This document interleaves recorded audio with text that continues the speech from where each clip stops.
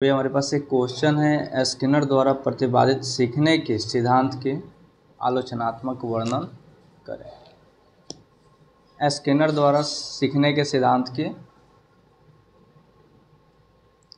आलोचनात्मक वर्णन हमें करना है। तो आइए और इसका आंसर हम देखते हैं। स्किनर द्वारा प्रतिपादित सीखने का सिद्धांत एक उद्दीपक अनुक्रिया उपागम, यानी कि कोई भी व्यक्ति या फिर कोई भी जीव जो अपनी अनुक्रियाएं करता है, जो रेस्पॉन्स मिलता है, उसी से रिलेटेड है स्किनर का सिद्धांत। उन्होंने यह स्पष्ट कहा है कि सीखने की व्यवस्था करने के लिए कोई जटिल सिद्धांत की आवश्यकता नहीं है, न ही उसकी व्याख्या करने के लिए दैहिक चरों की आवश्यकता है। यही कारण है कि इसके उपागम या सिद्धांत का रिक्त प्राणी उपागम भी इसको कहा गया। सीखने की व्याख्या करने के लिए उन्होंने मापनीय व्यवहार तथा उद्दीपक के बीच कार्यात्मक विश्लेषण पर अधिक बल डाला है। उन्होंने सीखने की व्याख्या निम्नलिखित प्रमुख सिद्धांतों या संप्रत्ययों के माध्यम से किया है। पहला जो है वो है प्रतिवादी अनुक्रिया तथा क्रिया प्रसूत अनुक्रिया। दूसरा है टाइप एस अनुबंधन तथा टाइप आर अनुबंधन। तीसरा है क्रिया प्रसूत अनुबंधन के नियम। चौथा है स्किनर बॉक्स। पांचवा है संचयी रिकॉर्डिंग। छठा है लीवर दबाने की अनुक्रिया प्रबंधन। सातवां है धनात्मक एवं ऋणात्मक पुनर्बलन। आठवां है दंड। नौवां है पुनर्बलन अनुसूची। 10वां है शेपिंग। 11वां है विलोपन एवं पुनर्लाभ। 12वां है श्रृंखलाबद्धता। 13वां है शाब्दिक व्यवहार। 14वां है कार्यक्रमिक सीखना। और इसके बारे में थोड़ा थोड़ा जान लेते हैं ताकि आपको कोई दिक्कत ना। पहला है प्रतिवादी अनुक्रिया या क्रिया प्रसूत अनुक्रिया। स्किनर ने अपने सिद्धांत के अनुक्रिया में दो प्रकार बतलाया है। पहला है प्रतिवादी तथा क्रिया प्रसूत अनुक्रिया। प्रतिवादी अनुक्रिया से तात्पर्य वैसी अनुक्रिया से होती है जिसकी उत्पत्ति किसी ज्ञात उद्दीपक से होता है तथा जिसका स्वरूप अनैच्छिक होता है। जैसे पहलों के एक प्रयोग में कुत्ते द्वारा घंटी की आवाज़ पर या भोजन देखकर लार का स्राव करना एक प्रतिवादी अनुक्रिया का उदाहरण है। क्रिया प्रसूत अनुक्रिया से तात्पर्य वैसी अनुक्रिया से होता है जिसकी उत्पत्ति किसी ज्ञात उद्दीपक से नहीं होती है,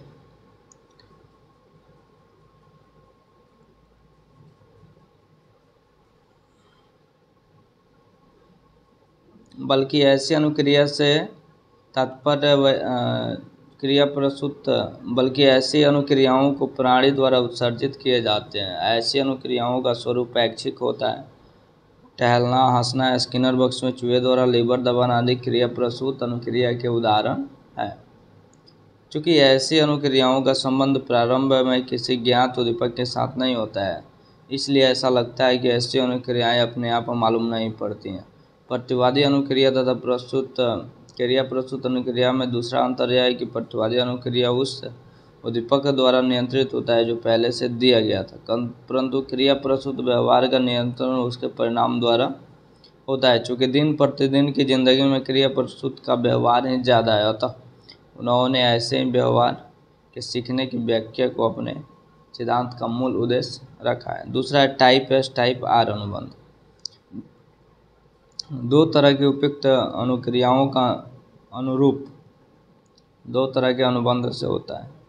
पहला है टाइप एस अनुबंध तथा दूसरा है टाइप आर अनुबंध।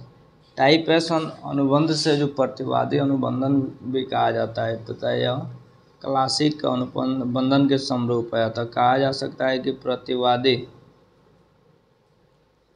अनुक्रिया का अनुबंध टाइप एस अनुबंध कहलाता है। इसे टाइप एस अनुबंध इसलिए कहा जाता है कि ऐसे अनुबंध में जिसमें अनुक्रिया का अनुबंधन होता है उसे उत्पन्न करने में उद्दीपक का जो पुनर्बलन से स्थापित होता है की भूमिका महत्वपूर्ण होती है। टाइप आर अनुबंध वैसे अनुबंध को कहा जाता है जिसमें क्रिया प्रसूत अनुक्रिया का अनुबंधन होता है। टाइप आर अनुबंधन को क्रिया प्रसूत अनुबंध भी कहा जाता है या फिर साधनात्मक अनुबंध भी कहा जाता है।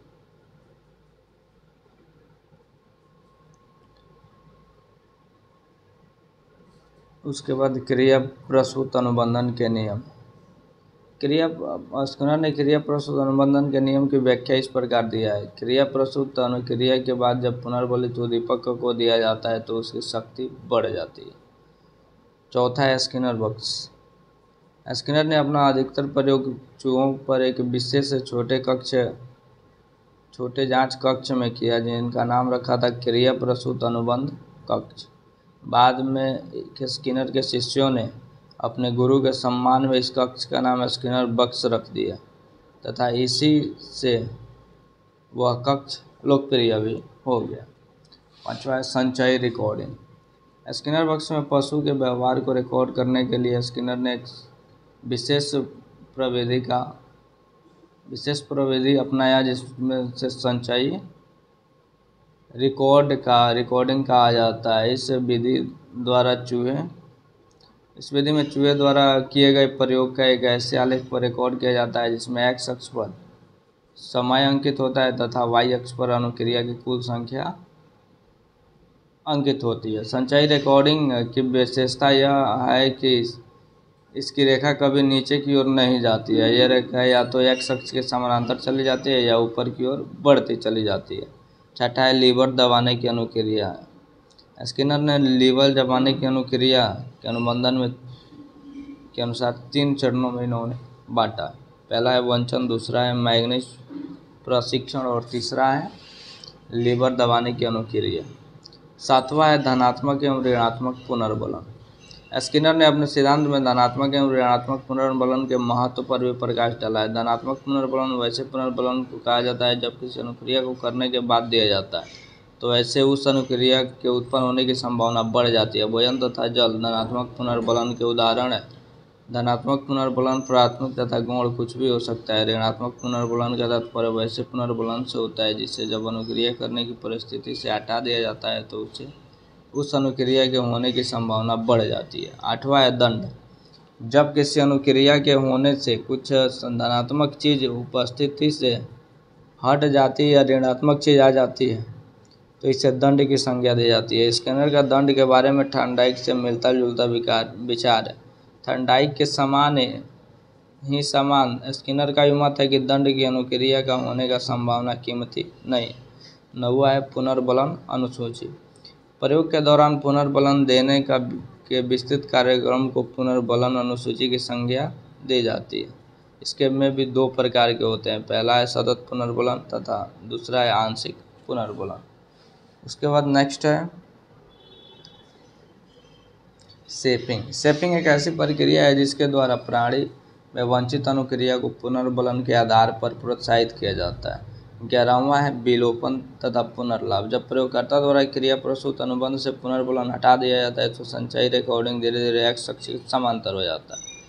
स्पष्टता बतलाता है स्किनर बॉक्स में लीवर दबाने की अनुक्रिया नहीं हो रही है, इसे विलोपन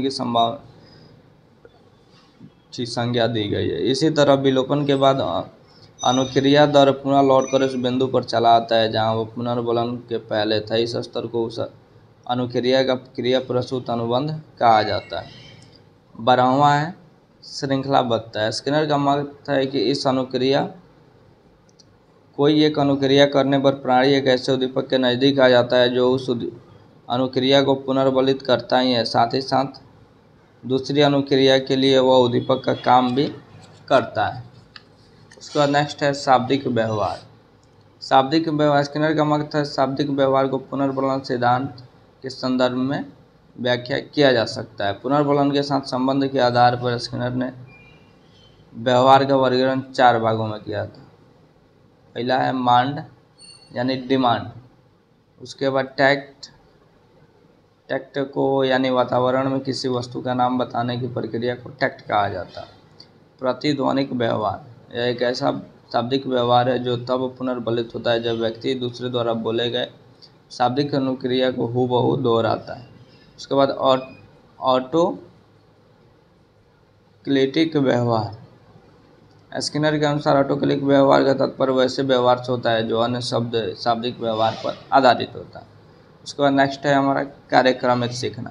थॉर्नडाइक के समान स्किनर में भी सीखने के सिद्धांत की शिक्षा को ललायित करने के लिए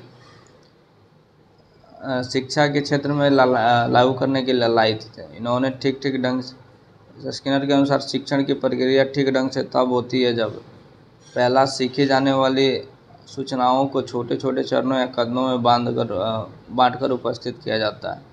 दूसरा, शिक्षार्थी को उसके शिक्षण की परिशुद्धता के बारे में तुरंत परिणाम ज्ञान दिया जाता है। तीसरा, शिक्षार्थी को उसके गति से सीखने दिया जाता है। और स्किनर द्वारा प्रतिपादित सिद्धांत का इतना विस्तृत होने के बावजूद भी आलोचना का पात्र रहा है। इस सिद्धांत की मुख्य आलोचनाएं जो है वो निम्नलिखित है। इस सिद्धांत में क्रमबद्धता नहीं है। इस सिद्धांत में बहुत सारे तत्वों की व्याख्या की गई है जिन्हें एक दूसरे से क्रमबद्ध रूप में संबंधित नहीं किया जा सकता, अतः सिद्धांत के एक क्रमबद्ध सिद्धांत नहीं है। दूसरा, इस सिद्धांत के अनुसार सीखने के लिए पुनर्बलन होना जरूरी है, परंतु कोई मनोवैज्ञानिक टोलमैन तथा बोलजैट ने कई प्रयोग करके यह साबित कर दिया है कि सीखना पुनर्बलन के अभाव में नहीं होता है। लोगों के सीखने के लिए नहीं बल्कि सीखी गई क्रियाओं के निष्पादन के रूप में व्यक्त करने के लिए पुनर्बलन को आवश्यक माना। तीसरा, स्किनर ने स्पष्ट शब्दों में बतलाया है कि क्रिया प्रसूत अनुबंधन द्वारा सिर्फ क्रिया प्रसूत अनुक्रियाओं को ही सीखा जा सकता है, परंतु कुछ मनोवैज्ञानिकों जैसे मिलर तथा डिकारा ने अपने प्रयोग के आधार पर यह दिखला दिया है कि साधनात्मक अनुबंध के सहारे प्रतिक्रियावादी अनुक्रिया जैसे चूहों के हृदय गति का भी अनुबंध आसानी से किया जा सकता है। और चौथा है, चॉम्स्की ने इस सिद्धांत की आलोचना करते हुए कहा है, स्किनर ने अपने सिद्धांत में सिर्फ उद्दीपक या उसके प्रति प्राणी द्वारा की गई स्पष्ट अनुक्रिया के दर पर ही अधिक बल डाला है। पांचवा, स्किनर ने अपने स्किनर बक्स के भीतर चूहे के अध्ययन से प्राप्त किए गए आंकड़ों के आधार मानव जीवन से संबंधित सामाजिक जीवन और मानसिक जीवन की जो व्याख्या की है वो अवैज्ञानिक है। लेकिन इतने सारे आलोचनाओं के बावजूद भी स्किनर का इस सिद्धांत जो है आज भी काफ़ी ज़्यादा महत्वपूर्ण है, और ख़ास करके वैज्ञानिक मनोविज्ञान के क्षेत्र में काम करने वाले मनोवैज्ञानिकों के लिए।